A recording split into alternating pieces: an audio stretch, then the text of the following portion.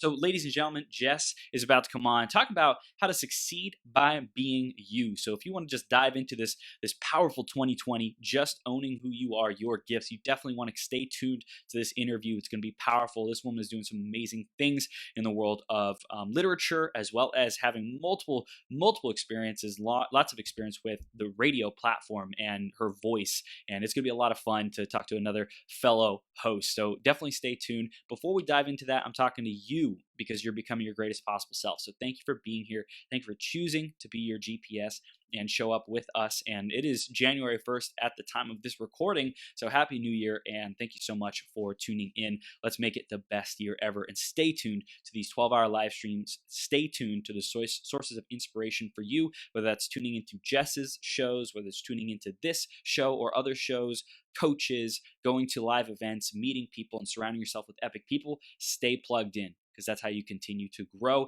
and feed yourself and nourish your soul so you can be your GPS. I'm going to read the iTunes review of the week next. Let's see who it's by this week. Put it up on screen. It is Pete and Merritt, who say, awesome, fantastic content from experts about what it really takes to live a full passion and purpose-driven life. Thank you, Chris, for all this fabulous work. Pete and Merritt, thank you so much. I appreciate that review. And if you want to give us a review as well, get a chance to get shouted out on a future 12-hour live stream, go to beyourgps.com/iTunes or search Greatest Possible Self on the Apple Podcast Store. And you can find us there and give us a review. Thank you in advance for doing that. I love it when I get to see what you think of the show, what you want to see improvements on, what you want to see more of, and how we can make it even better for you. So thank you for doing that. I'm going to read Jess's intro in just a second here. Before that, grab a piece of paper, grab a pen, be ready to take notes, be ready to take action on these ideas of how you can really just embody being you. Some of it might be unlearning stuff that you've picked up. Some of it might be new things that you're hearing for the first time. But whatever the case might be, stay tuned till the end of the interview, because one of these ideas has the power to change everything for you. So let's read Jess's intro, and then we'll bring her on. Jess Branas, originally a dating strategist, is a 2-time best-selling author and radio personality who focuses on LGBTQ community.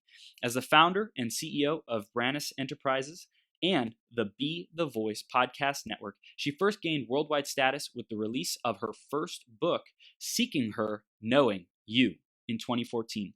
With the release of her best-selling book, 0 to 90, in 2016, she highlighted the first 90 days of dating and became an Amazon new hot release author.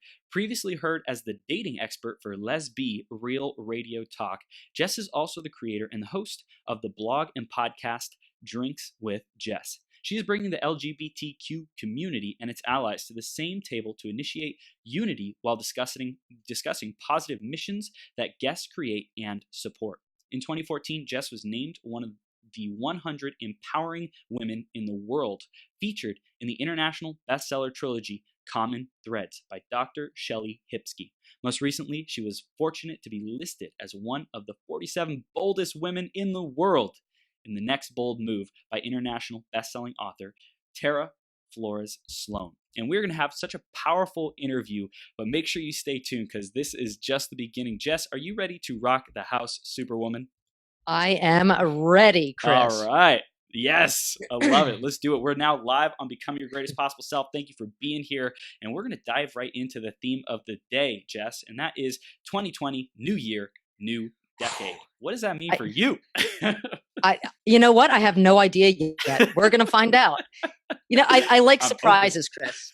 You know what? I very rarely say no to anything. You know, every opportunity has a chance for you to learn something, to succeed at something, and even to fail at something, which I think we don't put enough emphasis on, because failure is good.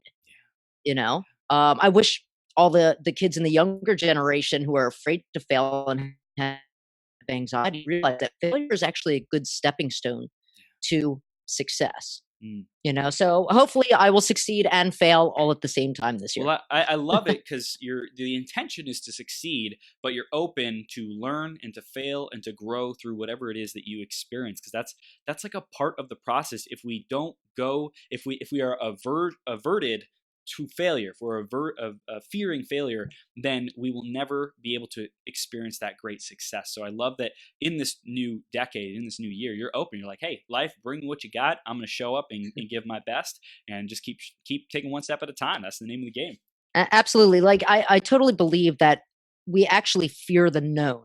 You know, we fear what we already know. So we know what it feels like to fail, what others, you know, tell us about failure. And you know, if we kind of cut that out of the way, then there's nothing to be afraid of, because everything in the future is unknown.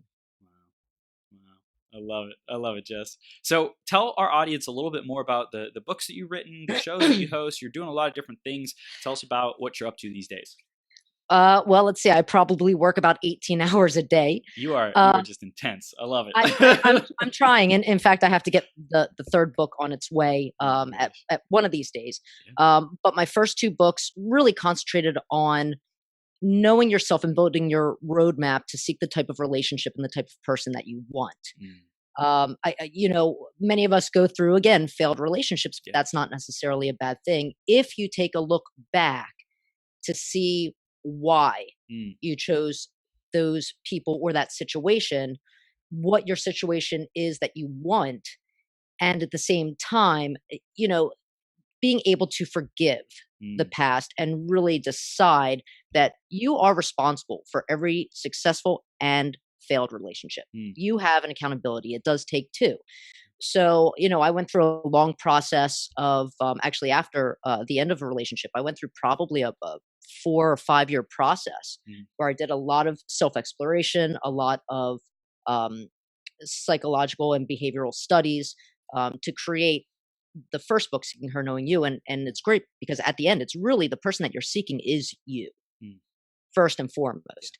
So then the second book, 0 to 90, goes into that first 90 days of dating, only because in our community, people seem to jump very quickly. And they lose themselves. And the only way to have a strong foundation of a balanced relationship is to be balanced in yourself and not give that part of you up.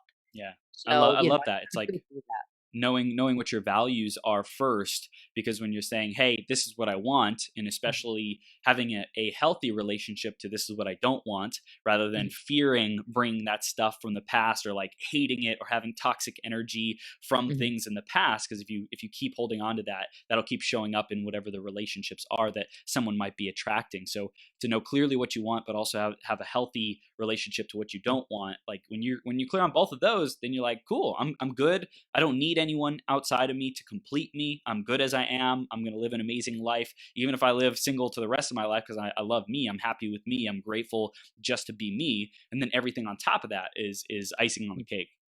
And you know, it's really great about it. And I didn't realize it at the time when I was writing the books, but later on, because not just people in the LGBT, but, you know, across the board worldwide, people were reading my books. And what I discovered from their responses was the fact the practices and the theories worked within business, within family relationships. I mean, so it really does round out, you know, who you are and what you want just in general in your entire life. Yeah. And I hear that. I hear that relationships was the reason why you went to study, but you saw the benefits and the fruits of that studying in every area of life. So Jess, I want to go back and hear a little bit more about your journey and like, what was that like? Like, how did you become a voice personality, so to speak, and having all these shows and writing books and all this great stuff? How did it unfold for you? Well, it didn't unfold until I was in my 30s. But before that, I actually did not like speaking in public at all. You know, I was one of the kids who had stage fright. I mean, I could dance on stage, but if you try and get me to talk or say a line, I was not that child. I was like that in school. I was quiet, but I was always, you know, going and doing my thing, you know, without any fear. So once I became older, I was a professional dancer for a while.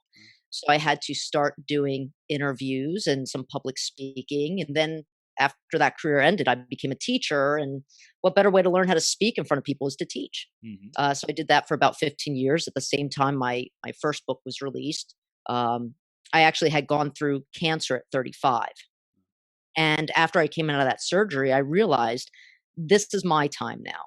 Like, enough of the fear. I've already gone through the worst fear that I could have at this point in my life.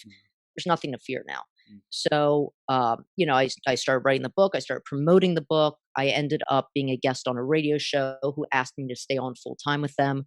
And it just went from there. Mm. And then I fell in love with podcasting.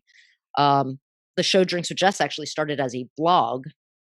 And then I would meet my friend Eric out, for happy hour. And we would have these crazy conversations about anything and everything. And this is when Twitter started getting big. So he would tweet out, because I was not technologically advanced at that point, having drinks with Jess, here's our conversation. And people actually wanted to start coming out to join the conversation. That's awesome. So because of that, I was like, I gotta make this a show. Like, this is great. And this is when podcasting first got on the scene. So I was one of the first in my community to be doing this and creating the show, which ended up becoming the base of the formation for my entire podcast company and media network. Wow. Bringing everybody together like they're at the table with you. This is so great. I want to go back before we get into the building the company, because I think that is something a lot of people are searching for today, is that spark of, hey, my life matters. I better be a little bit more urgent and be a little bit more bold and courageous, or a lot more, on my dreams and my goals. If someone hasn't yet had an experience like a near death experience or something that is traumatizing to them, what do you recommend to those people to find that sense of urgency and that motivation to go after their dreams?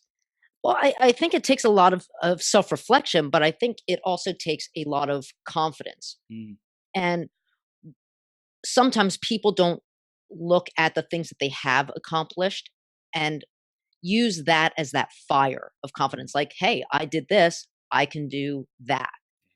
And it's really nice if you do take a look back at those things, whether it's, I could go back to grad school. I got an A in the hardest class in high school. Like, I can start doing little things to propel myself and build that confidence when finally you're getting to a point where it's like, yeah, I'll try that too. Yeah, I'll try that too. I mean, what's the worst that's going to happen?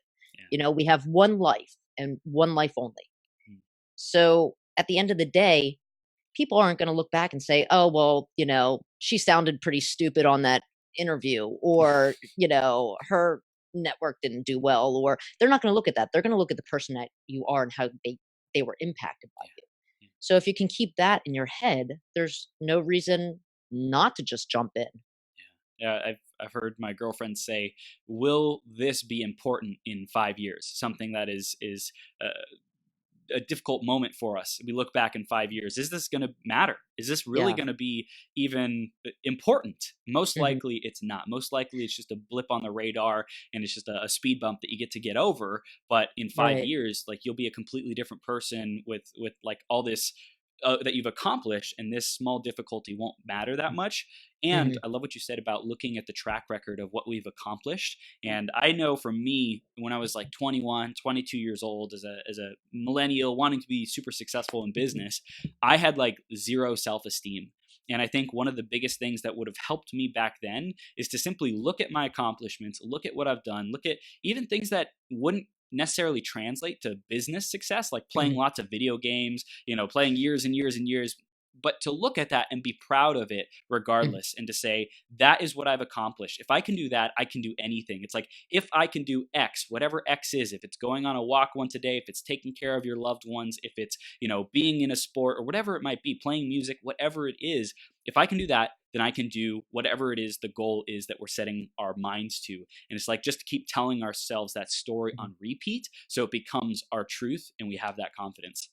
Oh, absolutely. And you know what? I'll tell you something. When I was a teacher for 15 years and a college professor, and I would say to my students all the time, I was like, what grade on any test that you take in my class is going to impact you in 5 years? None.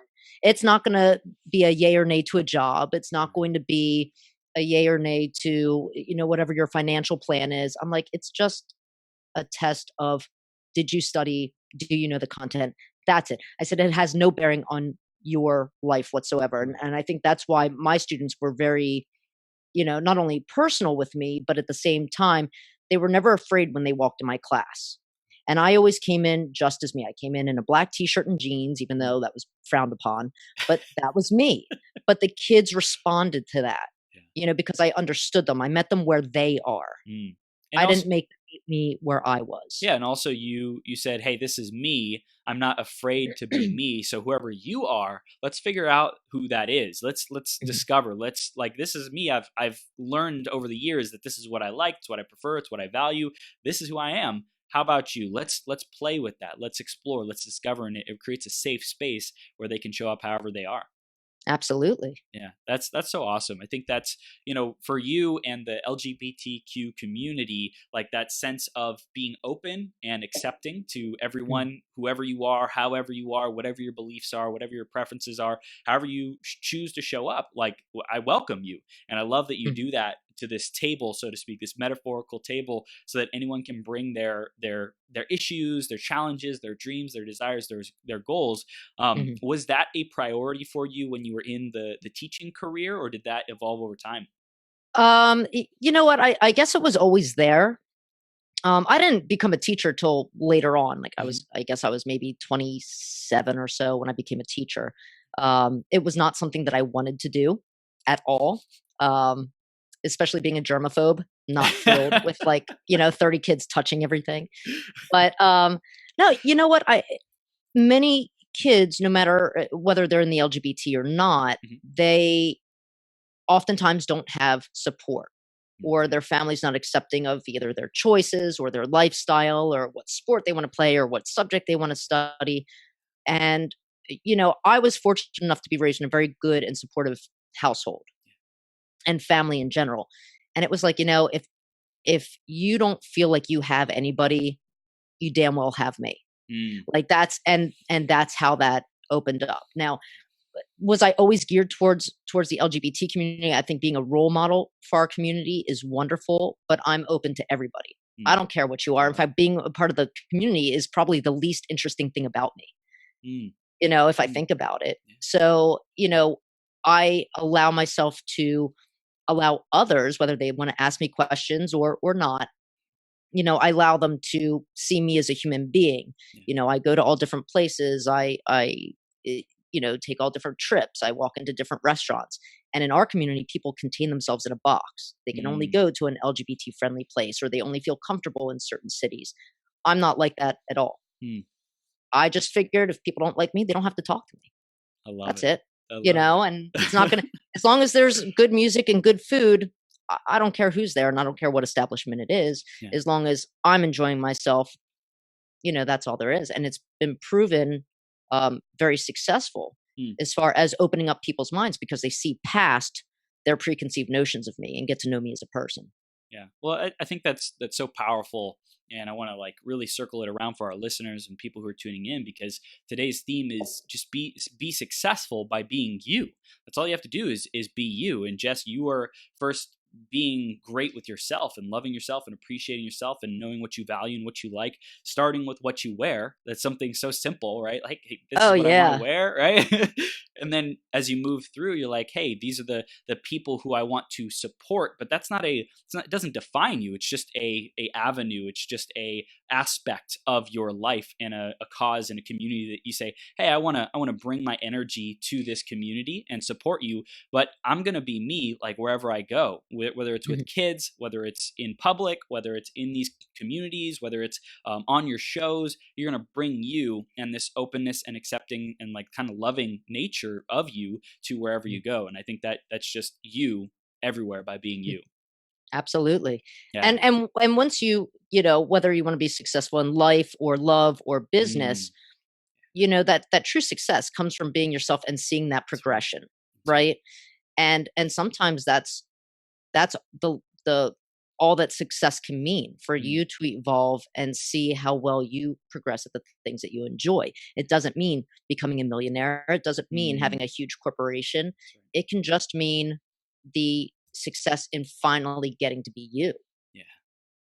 I love it. And I've languaged that as well by saying whatever is my highest and best good in this moment, like whatever's in the highest best good for me and for everyone else around me, show me. Universe, God, source, creator, whatever it is, like just show me those next steps and I will show up and do my best. Maybe my desire is to be a millionaire, and I'm going to keep working for that as long as I say that that's valuable. And over time, I'm going to be willing for that to evolve. Maybe that's not so much of a priority when I'm, really caring about my family and just making sure they have a good living. Is the grind or the sacrifice or giving up to get to that business goal, is that the most important thing? Or do my priorities evolve knowing who I am and what's important to me? I want to be a great dad. I want to have that time and energy with my family. So everyone's priorities are different. And I think we constantly get to be in that exploration, that wonder, that play of, hey, what is my highest and best good? Coming into 2020, this is a brand new year, brand new decade. Like, what do I want to create? And I love how you started off with just like, I'm open, bring it on. Yeah, absolutely. And I love how you say create, because that's essentially everything that I do, whether it's writing books or, developing a new show for the network, or even changing my show up. I can't stay stagnant. I am in that constant need of creation. And I think that's what we were all born to do. We're all born to create things. And of course, we're going to love what we succeed at creating. It's kind of like having a child, like that's your baby, you've poured all that energy into it. But at the same time, I remember with Drinks with Jess, we were just a podcast, and fortunately we're a very good podcast. And then it was like, okay, well, let me try and learn something different, because with me being creative, I'm also learning something. So I learned, how to work with graphics and broadcasting software that the news stations use. And now, I have a full-fledged, I do every episode with video as well. And all other graphics behind it and ticker lines. But it takes a long time to learn, but it's so worth it. And it wasn't that it made the show better, but I was excited about it. Wow. Whether other people liked it or not, it didn't matter to me. Right. Their opinion did not matter. It was just that satisfaction, like, look how far this has come since the beginning. It's your masterpiece, right? Your work is an extension of your life. Like, hey, I'm great with myself. Now, what can I go create? What can I go produce? What can I generate? What can be my masterpiece in the world? And you are inspired by those flourishes in the things that you create on your shows, on, just the technology or whatever it might be. And I think that's the most important part, is if you're working like these 16-hour days, but when you are fulfilled, when you're inspired, when you're having fun, when you are growing and just being the best version of you, that time flies, and it's absolutely just a joy. Absolutely. I can't believe, during the day, I start early. Like, I'm very impressed that you're on it at 5 a.m. I was up at 4, doing my workout before this actual interview. And I normally start my day around like 3 or 4. Now I have a lot of lack of sleep because of all the fireworks last night. Yep. But my dog was hiding in my bedroom closet at that point that he can't fit into, it's so big. And but it's like you get to that morning and you say, okay, let's get it rolling, and I start right away. And before you know it, it's noon or 2 o'clock or 3 o'clock or 6 o'clock. And sometimes I feel like I didn't even get everything accomplished that I wanted to accomplish that day. I get a little meticulous about things. That's right. But I enjoy every second of it, Right. Well, we have this master list of everything, all the dreams that we want to bring to reality, especially as creators, right? We see ourselves as creators, bringing this thing to life, this inanimate thing, a show, a book, whatever, graphics. Other people might say, well, it's work. And no, we're like, no, we're bringing our baby to life. We're bringing this organism to life by supercharging it with our energy and our gifts. So I want to go back to the moment where you said, hey, I want to create a network, because you created the Drinks with Jess show. How did that evolve into saying, hey, I want to be in charge of bringing more people's voices and visions to the world? Well, I think it came in 2 parts. Okay. First of all, kind of like the conversation that we just had, after a while, I became stagnant, and I can keep creating new things for the show, but there's a point where you want more. And what I realized was there are so many different interests that I have, and I can't always utilize that show to talk about politics all the time, or even teaching people how to start their own shows and develop their own shows. I am a teacher at heart. even though I didn't plan on being one, I am a teacher at heart. So it was like, okay, well, let's see what we can do with this. And fortunately, I had already established the parent company, and one of the women who is working with me is also a blogger. And I said to her, I was like, how do you feel about turning your blog into a podcast? And she thought about it, but she and one of her best friends have been talking about starting a podcast. And he's an AV guy, so he could easily do the recording. He knows how to do everything. And I said, well, let's do it. Network starts now. And that was it. I mean, seriously, that was it. I said, I need graphics. I need this. I need that. Yep. I will set everything up. I will set up the distribution. I'll have the marketing plan intact. I can take out the clips that needed to spread out everywhere. Let's get it rolling.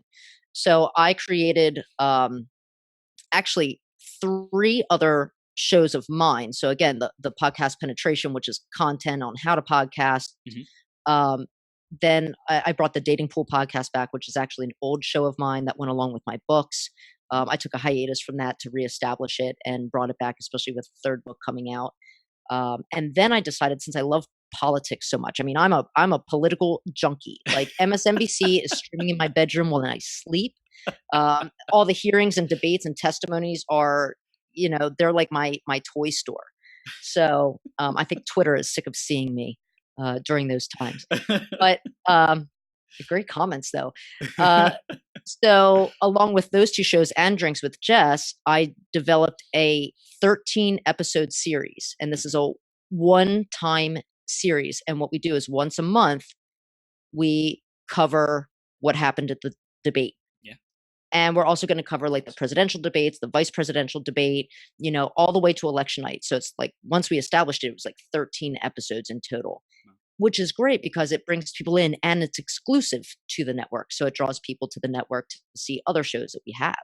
And it's not, so daunting. So I bring, friends of mine who are journalists or actually in politics, bring them on to discuss what they've seen and some of the highlights of the debates, because many people don't stay up to watch them.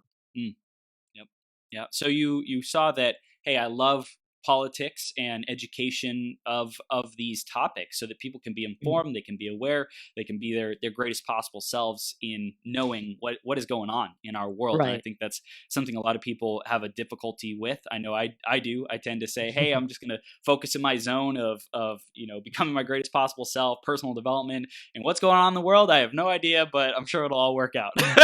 I have to. I love that you bring this to people who may not have necessarily the time or the experience or the education to know, where do I go for a kind of informed opinion? Where do I go to get the information in a way that is open, is willing to discuss it and share like opinions in a healthy and constructive way? I think that's important, especially for politics, to have that come together in a cooperative way. And it's actually pretty sassy and entertaining because, first of all, I'm never scripted and I fly off the cuff. So, and my guests that come on with me for that particular show know that about me already. I mean, they've been on the show, like my other shows before. So they know how I roll and they know something's going to fly out of my mouth. So it's a way to not only be entertained, but gain some knowledge about politics and what's happening during these, especially the debates, but we do, throw in some of the discussions of what's happening right now, just to kind of lead up to our commentary. But they know that you're not going to hear anything like that on a major network. I can tell you that. Because they're regulated. So yes, I have to, I have no shame in speaking the way Freedom that I of speak. Speech. I love it. I think that's so important though. It's like, again, you know who you are and you're like sharing who you are. And I think that the biggest thing is just allowing people to come to the table and have that discussion of whatever their vision is, whatever their mission, their message that they want to get out to the world, and then like giving them that space. I think that's so important.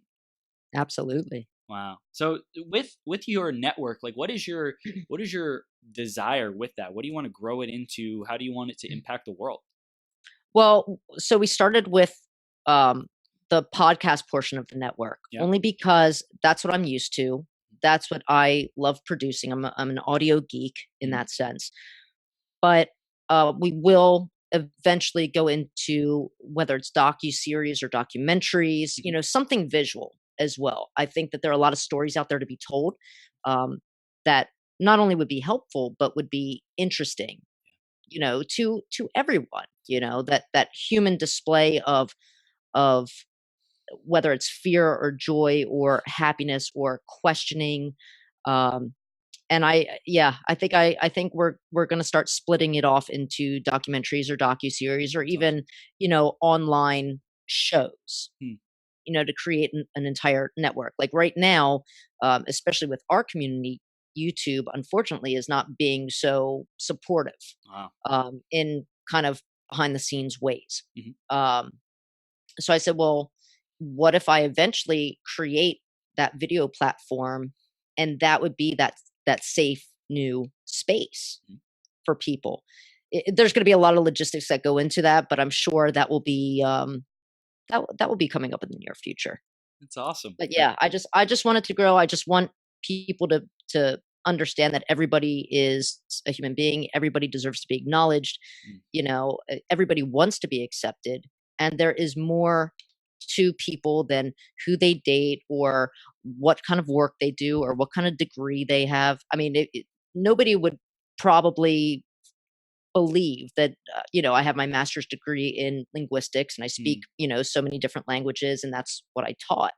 In my community, you say that you're a teacher, they automatically think you're a phys ed teacher. Yep. Man, like looking back at it, I kind of wish I was, because I love to exercise and I would have been able to go to work in sweatpants every day.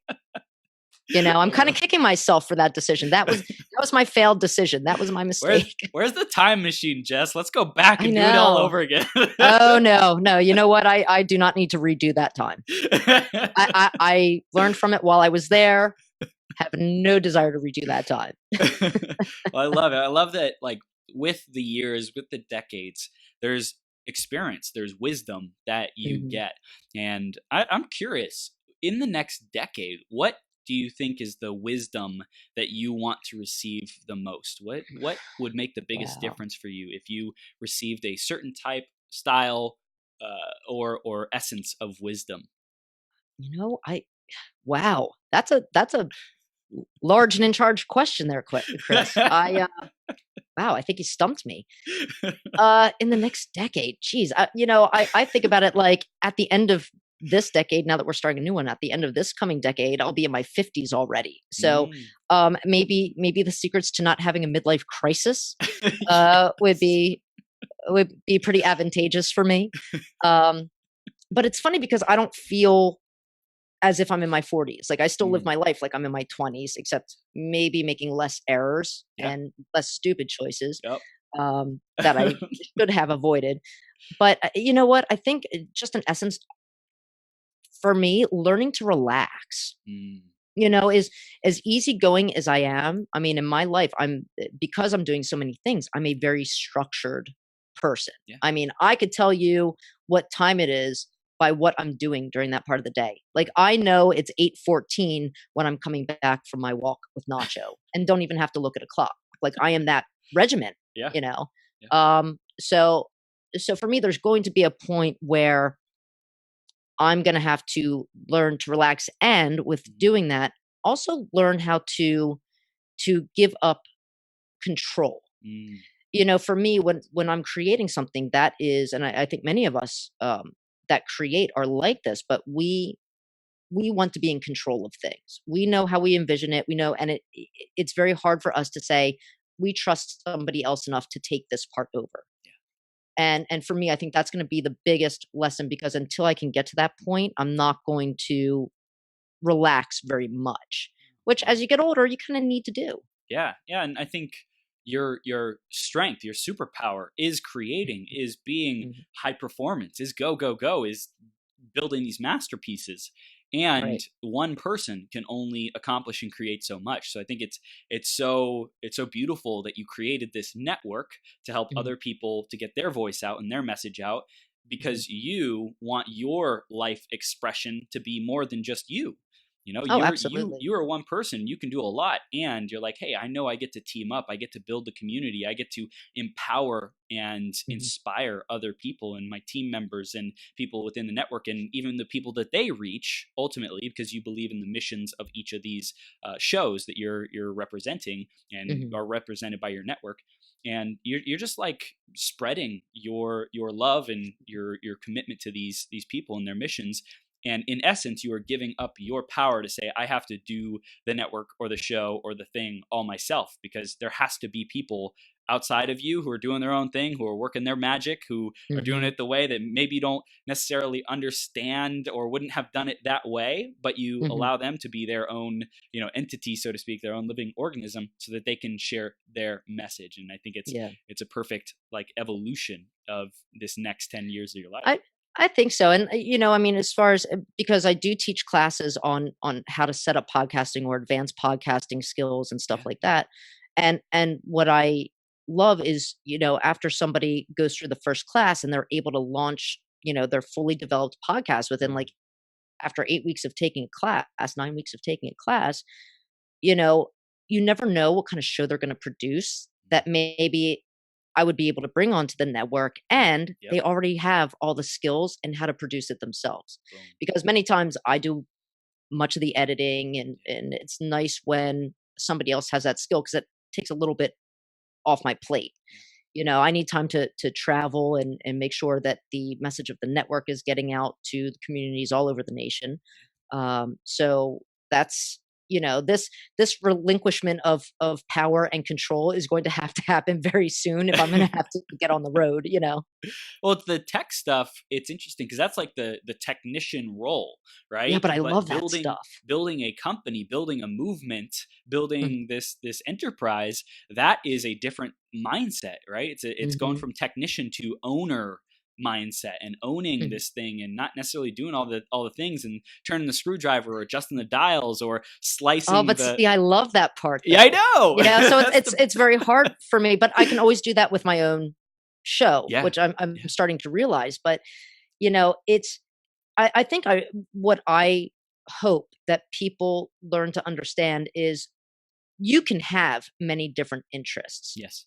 Some people say you can only be like you can either be the owner of a company or you can be the producer or you can no, No. you can be it all. Yes. You don't have to push aside any of your interests Mm, as far as your endeavor goes. You may have to relinquish a little bit of control, yeah.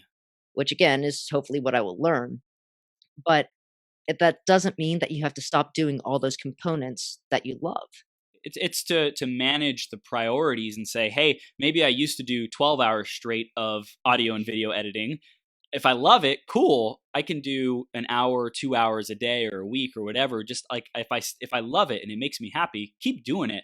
And you might have to delegate the lowest priority of that action so that you can focus on those higher priority activities like communicating the message, Mhm. the mission, the vision of the organization, of the enterprise, so that Mhm. like marketing and branding, get that out to the world. That's like priority That's number one to grow. absolutely. Yeah. Fortunately for me, I mean, I created the network after I already had an audience base, a huge audience Yeah. base That's after, awesome. 4 or 5 years. So it was very easy for me to push out the network, Yeah. and already have listeners for not only my show, but the others that are included, which is wonderful. And tapping into audiences that I'm not very well versed on. Mm. We just launched a show actually earlier this week that goes towards the gaming community, Ooh. like video games, Star Wars. That's totally not my thing. Like it's not like I have no interest in. I mean, yes, I still like old school Mario Brothers and Yeah. maybe Burger Time from back in the day on Right. Atari. But other than that, I know absolutely nothing. But there's an entire culture, and the one guy who hosts one of our shows, he actually created it because he's part of that and he's a live streamer. That's awesome. So he created a show for that community because a lot of them are very you know internal people, Mhm. they're introverts. And he said a lot of them are actually a part of the LGBT community and they Mhm. don't feel like they're a part of anything. Like the gaming community is where they feel a part of. So why not merge the two together? And he Right. created a great show. Wow. So we just launched it. So it's kind of like, it's nice to kind of dive into an area that I know nothing about. Mm. you know. It's curiosity. I think you're driven as well by curiosity of like what else is there? What other Yeah. mechanisms do I need to know about? What other like arts? No, you know what? and fields? That's not my thing. No, I don't think so. I don't think so. I mean, I really have no interest in learning about it, but I do learn as I listen to the episodes as they, you know, as they come up, you know, my way. Yeah. But I think it's more of what other people are seeking solace in other communities that still need to feel a part of something bigger than themselves.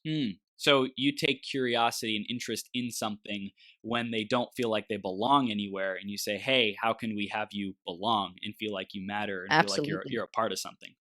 Absolutely. Yeah, that's awesome. That's super cool. So I know you wrote books. You're in a part of books. Tell us about that journey, and what role did books play in your journey? I guess being a language teacher, you know, for all those years, I always had an interest in writing. Again, it's another form of creativity. And so when I ended a long relationship, you know, and I was doing all these studies, I was having a hard time kind of getting over that hump and seeing a bright side of things. And so everything that came up in my head, I started writing, whether it was sad thoughts, angry thoughts, you know, questions. And I filled up probably like 2 or 3 legal pads. And within that process, which was probably the most interesting part, which led me to the books, was, you know, how could this person do this to me? And then I started turning it on myself like, wait a minute, I've done this to other people, maybe not to this extent, but I've done it too. And realizing that I've done that myself and having to forgive myself for that, I was able to forgive them. So actually, the first chapter in my first book is all about how to forgive in that situation. I mean, and it was pretty powerful, and it made things a lot easier. And then, of course, going into rebuilding yourself and your confidence, and you know, that all came about later. And I kind of pushed that away for a few years. And like I said, I went through thyroid cancer at 35, and I came out of that surgery. And the first thing I said was, it's my time now. Like, this is going to be my life. And so I started writing the first book, which was very healing because it was really that final, you know, shutting of the door and moving forward and opening a new one. And I remember having a dream, and I woke up in this dream and I was like, who's going to read this? And I heard this like nagging feeling, like deep down nagging voice. And it was like, somebody out there needs to hear what you have to say. Like, whether a million people read it or not, there's someone out there that needs to hear your answers. And that was the most powerful thing. So once I released the first book, I remember the first email I got, I think, was from somebody in Ireland. And this was probably a week after releasing the book, and they said they loved it. And I was like, wow, it already reached somebody there. And then I started getting like emails from people like all over the world. And I was like, you know, this is why I did this. It's helping, you know, a lot of people out there kind of go through their you know, psychosis about whatever situation they're having. So yeah, and that was it. I mean, as soon as I got that response, I knew that I was putting something out there that other people were questioning as well. And it just spearheaded from there. And a friend of mine developed a magazine. She asked me to be a writer for the magazine. So, which is nice because that's my other interest, because that way I can, you know, I do music reviews, film reviews, book reviews. I do, you know, the interview pieces, whether it's a celebrity interview piece or something else. And usually I get to coincide this with my show. So I'll bring, for example, you know, I'll bring somebody of stature on, or maybe even a celebrity on Drinks with Jess. And then I say, well, can I utilize this interview and write an article for the magazine? And it usually works. That way I can kind of, you know, two-time everything and manage my time better. So yeah, the writing, sometimes I slack off. Like, I have to feel compelled to write. I can't have one of those, okay, from 10 to 11 I write. That's something I can't be structured at. You know, I don't know if you've ever written books or articles, you know, but it's sometimes you just have to feel that need to do it. Yeah, I dictated a book driving from Las Vegas to San Diego once. I'm just like, all Mm-hmm. right, we're doing it. It dictated like 20,000 words or something like that on a 4 or 5 Mm-hmm. hour drive. I was just like, let's get it done. I tried to use the dictation software. Yeah. I have no luck, but I can tell you something. I get a great laugh when I read it back Yeah. and I see what it actually thinks I said. Yeah. That's pretty funny. In fact, I did that in front of one of my classes once. They thought it was hysterical. I love it. So you have a third book coming out in the near future, right? Tell us about that. Yes. Yeah. That's going to definitely have to happen in 2020 because it's been a few years. So that book is going to be called Heart Watch. So kind of like Market Watch. So what I'm doing is I'm analyzing people's interest or their risk or conservativeness in things like finance and the stock market, and comparing that to their dating situation or how they choose their mates. Wow. Because oftentimes we always say people are great at business but crappy at relationships and vice versa. So it's kind of interesting to see where the two merge. And back in the day, I actually have a background in finance. So for me, I'm kind of taking that basis and that fundamental and yeah, just creating this whole new way of looking at why we choose what we choose. How does that relate with your Be the Voice podcast network? Well, we'll cover a lot of that stuff on the Dating Pool podcast, which is part of the network. I don't know. That's just another thing that I enjoy doing. Yeah. I'm multifaceted, man. I think everybody should be. Never just pick one thing. I mean, there's no better way to, I always say, like, destroy the box. If you break those walls down, there's no limit. Yeah. To everything that you can do. And I think it's a travesty for someone to go through life like being a label, Mm-hmm. being like, this is who I am, this is the only thing I am. What, like the question that is commonly asked at networking events, what do you do? It's like, why are you going to ask me that stupid question? Like, come on. Let's ask a better question. How do you handle networking events? Because I mean, I know what I do. I still show up in a black t-shirt and I very rarely talk about business at all. But how do you handle the networking? Yeah, so I say, who are you? What do you stand for? What's important to you? Like, tell me about you. And so I do my best to like open it up with something that's more of a identity level question that's not tied to someone's work. Very nice. Yeah, I love that. Yeah, I like to get to know people. I mean, not everything is going to be a business transaction. Sometimes it may be somebody that sparks an idea in your head. Yeah. I mean, you never know, but I used to be the type of person who I did not like networking events. But once I started looking at them in a different way, like, hey, I'm talking to somebody interesting. It doesn't even have to be about business. Then I'm good with that. Yeah, so sometimes you got to change your perception. Yeah.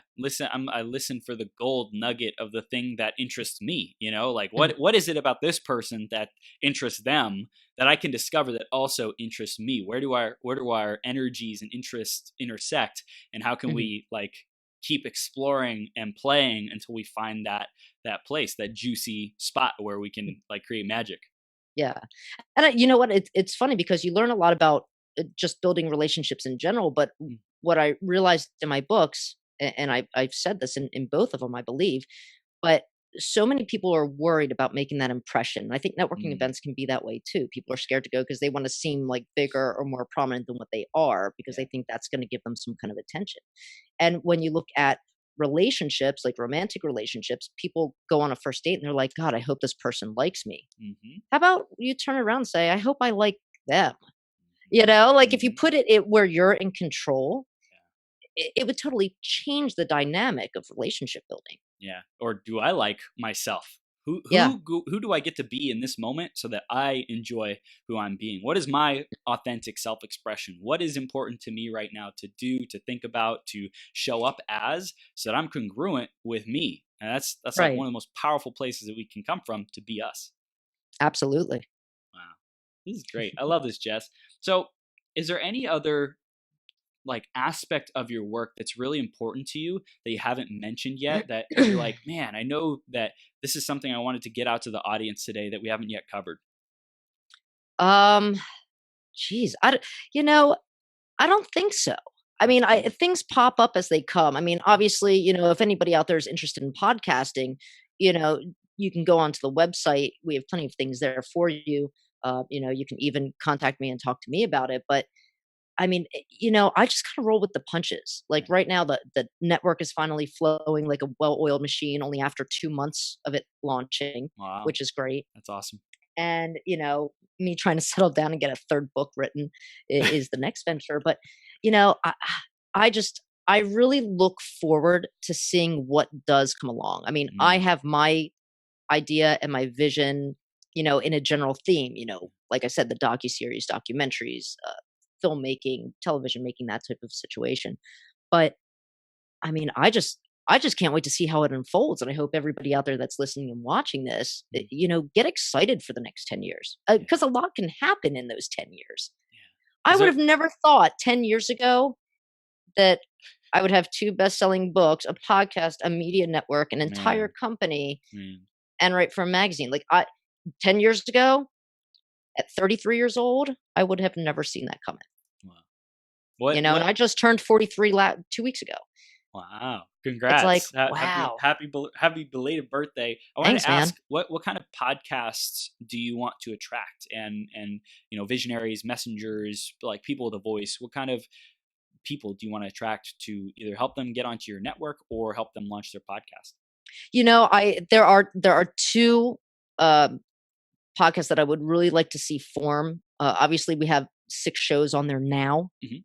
But I would like to have like a news and political type of show, like a kind of like a Meet the Press / any of the MSNBC shows, really. Sure. Only because I think it's very important that we look at what's going on in the world, not only nationally, but internationally. I mean, we wake up this morning and we're in Iraq attacking Iran on the first day of the new year. We're going into like a warlike situation, and most people are waking up are not hearing about that. You have those detrimental fires in Australia. I'd like people to see what else is going on in the world, so maybe we don't feel so separated and so judgmental or hateful towards other cultures or other nations. I mean, people could sit here all they want and say, well, we don't like Russia. Well, some of us here in the nation are Russian in our family history. I mean, so you can't really pass that judgment, and we're all linked anyway. You have all the land, you have all the continents. If you drained it's like a puddle in the street. If you drained the water out of the puddle, there'd be street there. If you drained all the water out of the oceans, we're all on the same land. There is no separation. So I would like to bring about a news and political show that really kind of brings us together rather than rips us apart, and at the same time informs us.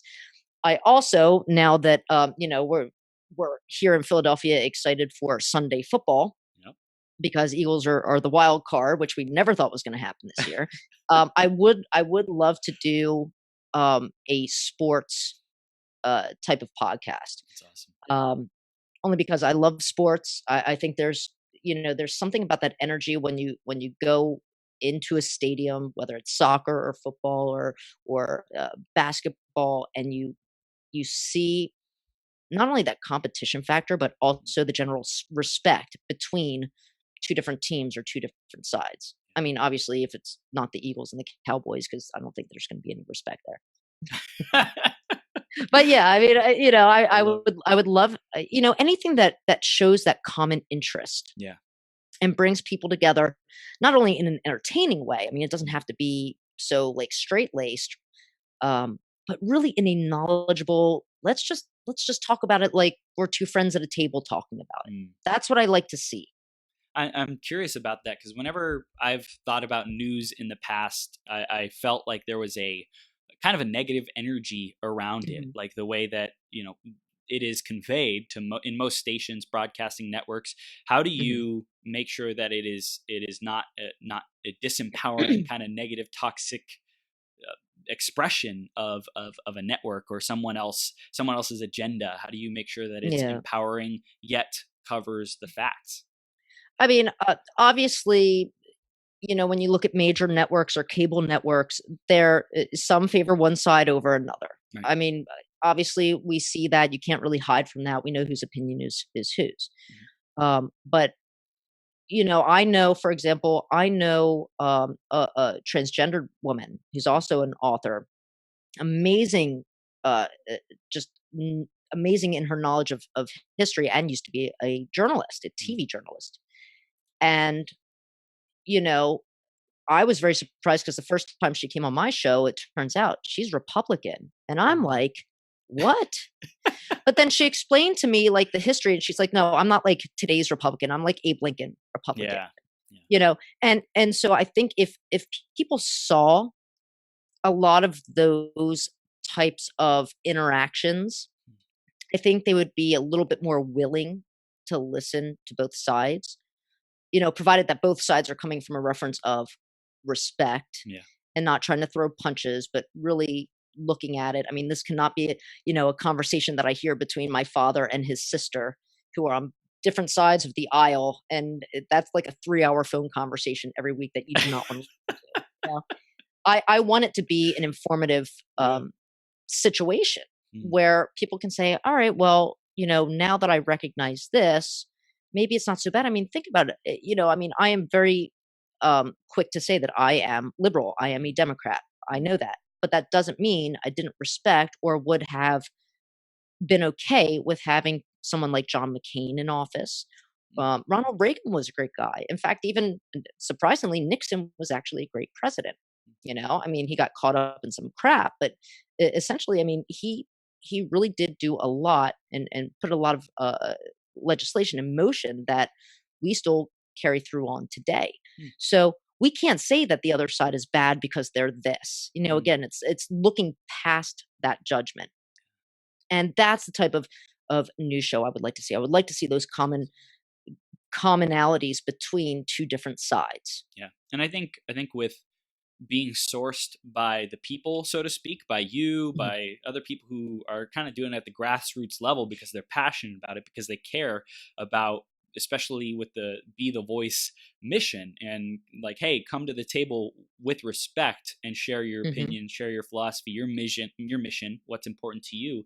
As more grassroots people take a hold of the microphone, so to speak, and share their message on social media, on different platforms, podcasting, YouTube, all that great stuff, that's when it will stop being just dominated by one side who's strongly this way and has their agendas, or the other side who's the same thing. And it gets back to, hey, we're people wanting to share with other people what is going on and what our philosophies are. And I think that's like the best way that we could show up. Absolutely. And what I notice, no matter what side somebody's on, people are saying, we really need to learn how to be unified, but you can't do that if you're slandering the other side or throwing comments. You have to, if you want unity, then you have to learn how to respect unity. And I think that's a big lesson for a lot of people. And I can say, I was one who was diehard, and my opinion is that, and you are wrong. And over the years, even though there are some cases where I still probably feel like that, which I know I feel like that, and I'm not afraid to admit it. But at least in order to get to that point for me, I'm trying to be respectful, and I do contemplate the other side, and I do looking back at people who maybe were opposite of me in certain things that were just good people and tried to do the right thing. If you try to do the right thing, you can't go wrong. Right. It comes back to those basic kind of tenets of being a human being, is like, treat others as you would like to be treated, be respectful, be a good person. And everyone has different ideas of what that means. But if we like really sit with it and I think and meditate on what does it mean to be a good person, and like really sit with that, I think that will give us a lot of clarity to be guided. Oh yeah. Absolutely. Yeah. This has been a great conversation, Jess. Let's wrap it up with a final takeaway. Like, what do you really want our audience to get from this interview? What do you want them to take action on, implement, especially in this beautiful new year, beautiful new decade? What do you want to share? I really want everybody out there who's watching and who's going to be listening just to make yourself available and open to whatever comes your way. Without judgment. I think that's the hardest thing. We always judge our circumstances, but I really want people to take advantage of all those opportunities and understand that there is value behind each one, whether it's a new idea for a business, or wanting to start a show, or maybe wanting to go back to school, or doing something that, special for your family, whatever it is. Just allow yourself not to even question it, because I think once we get questions in our head, it's, that's what drives us crazy. And then we don't take action. If it's something that you have a thought of, then that thought is already there. It's like thought, word, deed. Once that thought is there, if you say it and do it, you're in alignment. Yep. That's how we create, and that's how we stay present while we're creating. So beautiful. That is Thanks, powerful. man. I love it. This creator language, creator mindset that you are sharing with us is incredible. And I know people can get even more when they join you on your show and your network, your books. Tell us about how they can get access to that, Jess. Okay, well, you can find both of my books, Seeking Her, Knowing You, and 0 to 90 on Amazon.com. You can also find my podcast, Drinks with Jess, at dwjphl.com, or you can go on to branasenterprises.com/b-the-voice for that show and all the others on the network. And you can find all of our shows from the network anywhere you listen to your podcast. So iHeartRadio, Spotify, Google Play, we're everywhere. You have an outlet, we're on it. I love it. I love it. And I put your link in the comments. I think I spelled it wrong, but branasenterprises.com. That's BRANASENTERPRISES.com. And it'll be in the show notes. It'll be on Facebook. So go check her out. And Jess, thank you so much for being here and for sharing your wisdom, your love, your creatorship with us, and just inspiring us in this brand new freaking year and decade. Oh, yeah, man. Chris, same to you. Have a happy new year. And thank you so much for bringing me on. I'm honored, man. I love having this discussion with you. And I expect you to come on one of my shows one of these days. Let's do it. Let's do it. I'm on it.